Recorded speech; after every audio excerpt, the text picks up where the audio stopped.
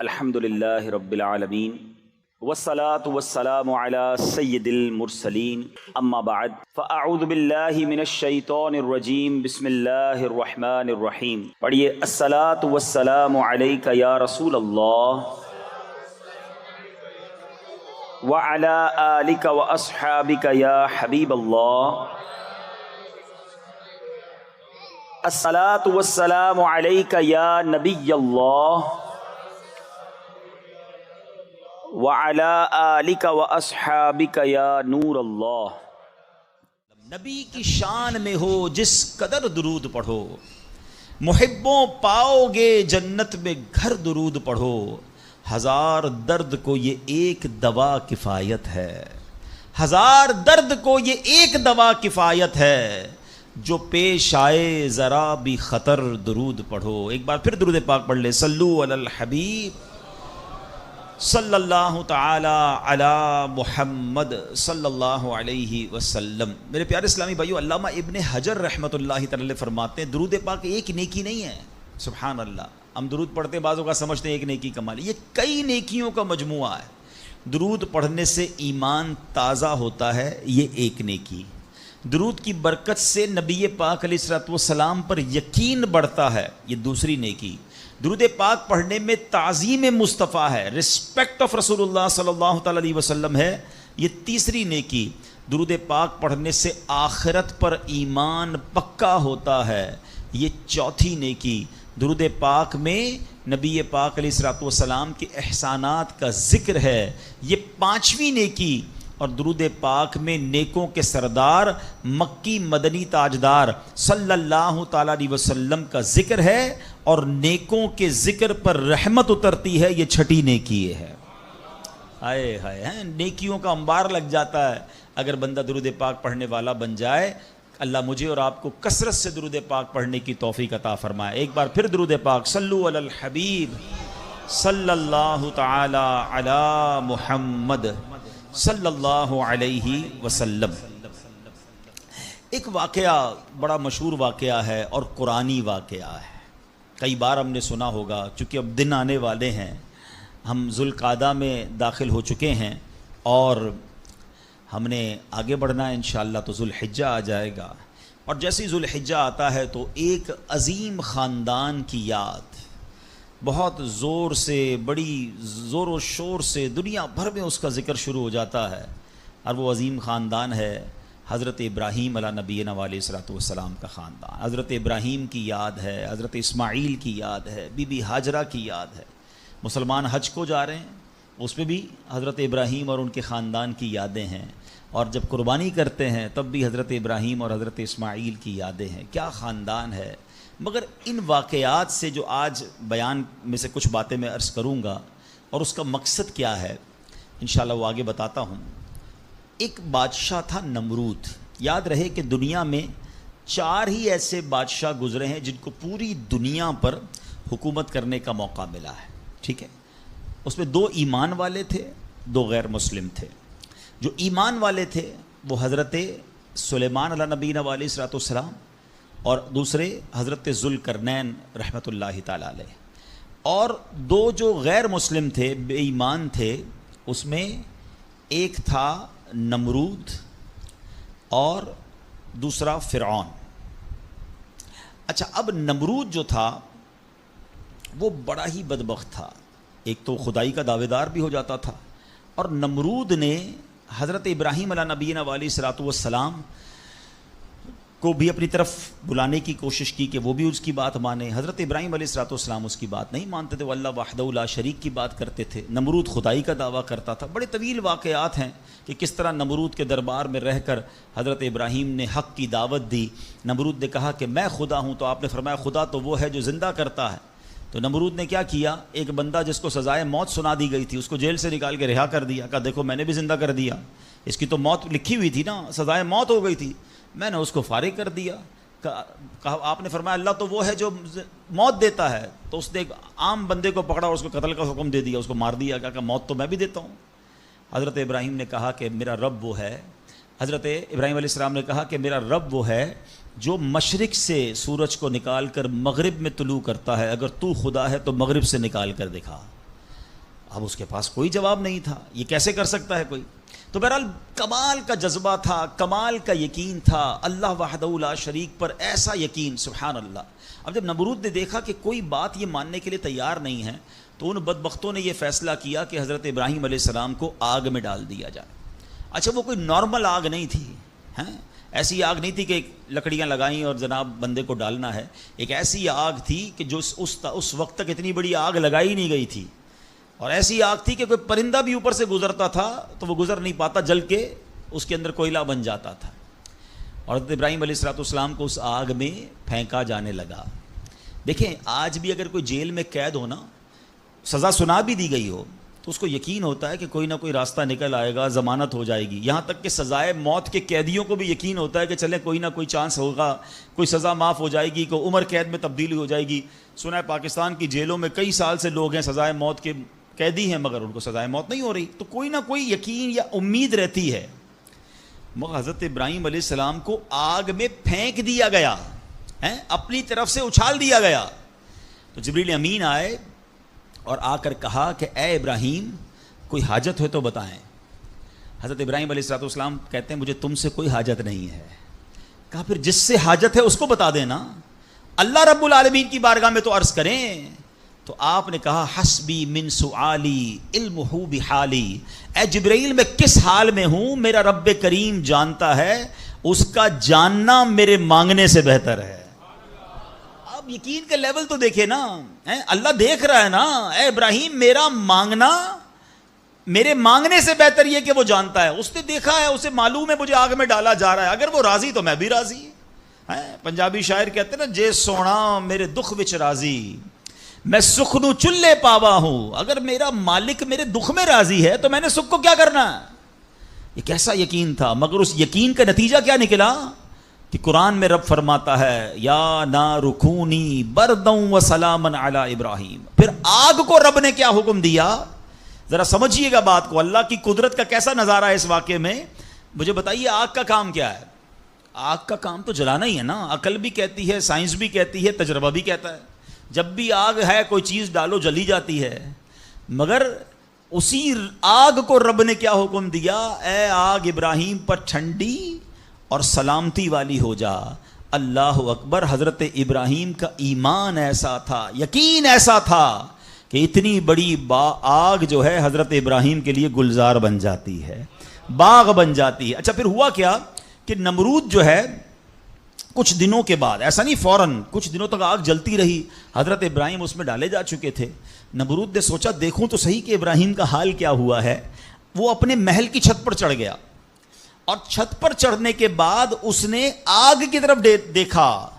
جب آگ میں دیکھا تو وہ حیران ہو گیا کہ حضرت ابراہیم اس اتنی بڑی آگ میں ایسے بیٹھے ہوئے ہیں جیسے بندہ باغ میں بیٹھا ہوتا ہے، بالکل اس آگ نے کوئی بال بھی بیکا نہیں کیا۔ حضرت ابراہیم چند منٹوں یا چند گھنٹوں میں نہیں رہے۔ تفاسیر میں لکھا کہ حضرت ابراہیم علیہ السلام اس آگ میں ایک روایت کے مطابق 7 دن اور ایک روایت کے مطابق 40 دن اس آگ میں رہے، مگر جب آپ باہر آتے ہیں تو آگ نے کوئی اثر آپ پر نہیں ڈالا۔ اللہ اکبر، تو پتہ یہ چلا کہ اچھا پھر اس نے کیا کیا، اس شخص نے، نمرود نے یہ کیا کہ ہو سکتا ہے یہ آگ کی جو ہے نا یہ کیٹیگری ٹھیک نہیں ہے، یہ آگ جلانے والی آگ نہیں ہے، تو نمرود نے پریکٹیکل کرنے کے لیے ایک اور بندے کو اس آگ میں ڈال دیا۔ حضرت ابراہیم اس آگ میں موجود ہیں اور بڑے نارمل طریقے سے بیٹھے ہوئے ہیں، آگ جل رہی ہے، تو نمرود نے ایک اور شخص کو آگ میں ڈالا۔ جیسے ہی وہ بندے کو آگ میں ڈالا، اس آگ نے اس بندے کو جلا کر راکھ کر دیا۔ یعنی اس آگ کا کام جلانا تھا، مگر میرا رب جس کے لیے چاہے وہ آگ گلزار بن سکتی ہے۔ اللہ اکبر، آپ علیہ الصلوۃ والسلام کا جب یہ معجزہ لوگوں نے دیکھا تو کئی لوگ کلمہ پڑھ کر مسلمان ہو گئے، مگر نمرود کے نصیب میں ایمان نہیں تھا۔ لیکن اس واقعے سے سیکھنے کو کیا ملا؟ یقین، بلیف، اللہ پر بھروسہ۔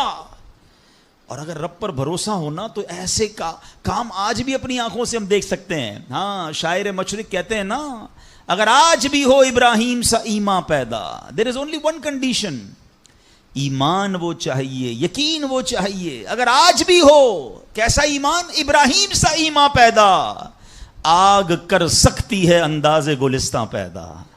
آج بھی غموں کی آگ باغ بنے گی, آج بھی آپ کی مشکلوں کی آگ باغ بنے گی, مگر پرابلم یہ کہ بھروسہ کہاں ہے, وہ یقین کہاں ہے اللہ پر.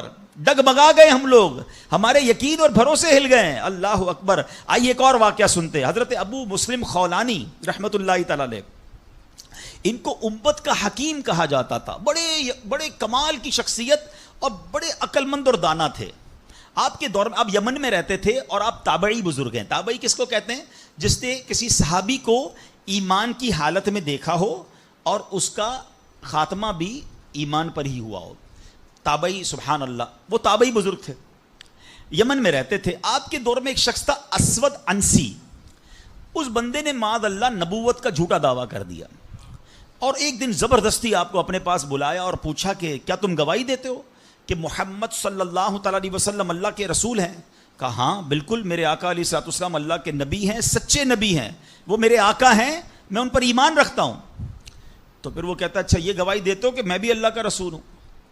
تو حضرت اسود کہتے ہیں, حضرت ابو مسلم خولانی کہتے ہیں کہ میں نے نہیں سنا تم کیا کہتے ہو, یعنی سنا ہی نہیں اس کی بات, سنی انسنی کر دی. اسود انسی کو بڑا غصہ آیا, اس نے فوراً حکم جاری کیا کہ بڑی اور خوفناک آگ جلائی جائے. آگ جلائی گئی. ابو مسلم رحمۃ اللہ تعالی کو اس دہکتی آگ میں ڈال دیا جائے, حکم دے دیا. آپ کا ایمان ٹس سے مس نہیں ہوا, آپ کھڑے رہے اور آپ کو اٹھا کر آگ میں ڈال دیا گیا. سبحان اللہ, جس رب نے حضرت ابراہیم کے لیے آگ کو ٹھنڈا کیا تھا نا, گلزار کیا تھا, ابو مسلم خولانی رحمۃ اللہ تعالی کے لیے بھی وہ آگ سلامتی والی ہو گئی. بالکل صحیح سلامت آگ سے باہر آ گئے. اسود انسی نے جب یہ دیکھا کہ یہ اتنی بڑی کرامت, اب یہ لوگوں کو پتہ چل جائے گا تو میری تو نبوت کا جو دعویٰ ہے وہ بیڑا غرق ہی ہو جائے گا. تو ان کو آزاد بھی کر دیا اور کہا کہ فوراً یہاں سے آپ چلے جائیں. تو آپ کو یمن سے نکال دیا. آپ یمن سے نکلے اور مدینہ منورہ حاضر ہو گئے. غلامی میں نہ کام آتی ہیں شمشیریں نہ تدبیریں, غلامی میں نہ کام آتی ہیں نہ شمشیریں نہ تدبیریں, جو ہو ذوق یقی پیدا تو کٹ جاتی ہیں زنجیریں, کوئی اندازہ کر سکتا ہے اس کے زور بازو کا, نگاہ مرد مومن سے بدل جاتی ہیں تقدیریں. بات یقین کی ہے, بات ایسے کس کو کہتے ہیں, ایمان کی ہے. آج تو پرابلم یہ, آج ہمیں کوئی سوال کر دے ہم ٹینشن میں آ جاتے ہیں کہ واقعی اس بات کی دلیل کیا. اپنے ایمان کے بارے میں لوگ تذبذب کا شکار ہو جاتے ہیں. اللہ ایک ہے, اللہ واقعی موجود ہے, اللہ کہاں ہے, معاذ اللہ, ایسے ایسے سوال لوگ کر دیتے ہیں. اور چونکہ مطالعہ ہوتا نہیں ہے, علماء کی صحبت ہے نہیں. آپ سمجھیے بات کو, اس وقت جو ماحول ہے اپنے بچوں کے ایمان کی حفاظت کی فکر کرنے کا دور ہے. ہمیں پتہ ہونا چاہیے ہمارا ایمان کیا ہے, اللہ کے بارے میں, رسول کے بارے میں, فرشتوں کے بارے میں, قیامت کے بارے میں, جنت دوزخ, ہم کیا ایمان رکھتے ہیں اور اس کی ڈیٹیل کیا ہے. مسلمانوں کو اسلام کے بارے میں پتہ ہی کچھ نہیں ہے. اور اچھا, جنہوں نے ایمان پر حملہ کرنا ہے ان کو سب پتہ ہے, ان کو پتہ ہے ان کو کیسے بہکانا ہے, ان کو پتہ ہے ان کے دل میں شک کی پن کیسے چبونی ہے.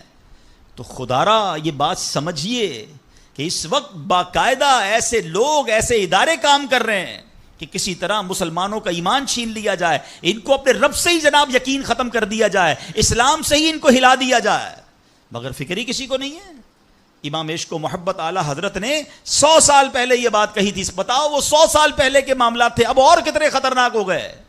آپ نے لکھا تھا سونا جنگل رات اندھیری, چھائی بدلی کالی ہے, سونے والو جاگتے رہیو چوروں کی رکھوالی ہے. انہوں نے سمجھایا تھا کہ چور رکھوالے بن گئے ہیں, آپ کو اسلام کے لبادے میں اسلام کی بات کرنے آئیں گے اور ایمان لوٹ کے چلے جائیں گے, پتہ بھی نہیں چلے گا. کہتے ہیں آنکھ سے کاجل صاف چرا لیں, یہاں وہ چور بلا کے ہیں. کیا محاورہ استعمال کیا ہے. آنکھ میں جب کاجل لگا ہوا ہو تو کون نکال سکتا ہے, مگر کاجل تو پھر بھی نکل سکتا ہے, ایمان تو دل کے اندر ہوتا ہے نا. اتنے شاطر ہیں کہ تمہاری آنکھ سے کاجل بھی چرا لیں گے, آنکھ سے کاجل صاف چرا لیں, یہاں وہ چور بلا کے ہیں. تیری گٹھڑی تاکی ہے اور تو نے نیند نکالی ہے. یہ دور غفلت کی نیند سونے کا نہیں ہے. ہمارے بچوں کو کتنا پتا ہے اسلام کے بارے میں, خود ہمیں کتنا معلوم ہے, لیکن یقین بزرگوں کا کیسا تھا کہ جناب ان کو آگ میں ڈال دیا جاتا تھا, وہ آگ باغ بن جاتی تھی. یقیناً آج کے دور میں یہ ٹیسٹ نہیں کریں گے ہم, اب یہ بھی نہ ہو کہ جناب کوئی کہے چلو جناب اسلام یقین جو ہے میرا اسلام حق پر ہے کہ نہیں, آگ میں جاتا ہوں, آگ نہیں جلائے گی مجھے. پہلا ایسے یقین بھی تو لائیں نا. یہ امتحان اور ٹیسٹ کرنا ہمارا کام نہیں, یہ اللہ والوں کا انداز ہوتا تھا. بڑی خوبصورت بات سمجھیے گا کہ ہمیں کس طرح اللہ پر بھروسہ رکھنا ہے. ایک شخص نے حضرت عیسیٰ سے کہا آپ اللہ پر کامل بھروسہ کرتے ہیں؟ کہا بالکل کرتا ہوں. کہا پھر پہاڑ سے کود جائیں, اللہ نے بچانا ہوگا تو تمہیں بچا لے گا. آپ کا رب بچاتا ہے کہ نہیں بچاتا دیکھتے ہیں. کیا خوبصورت جواب دیا حضرت عیسیٰ علیہ السلام نے.